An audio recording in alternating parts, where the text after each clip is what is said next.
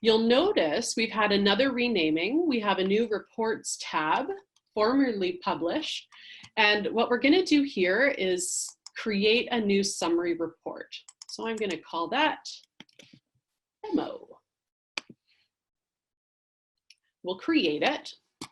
So in our previous release, if you wanted to share out that AI generated theme set, you actually had to copy it and then select it as the visualization for one of either the bars or the tiles. The change we've made this time around, which I think is pretty cool, is you can select it as is. So let's say we select it, and now it's a live visualization.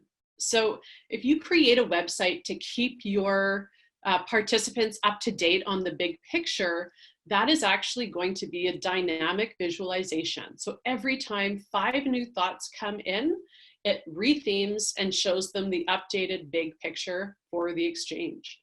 If you're a leader who's super busy, I know most of you are, you can actually set it and forget it.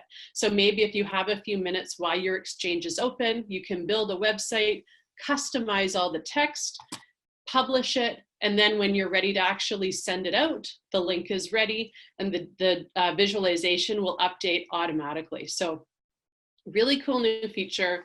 Excited to see how our leaders use it.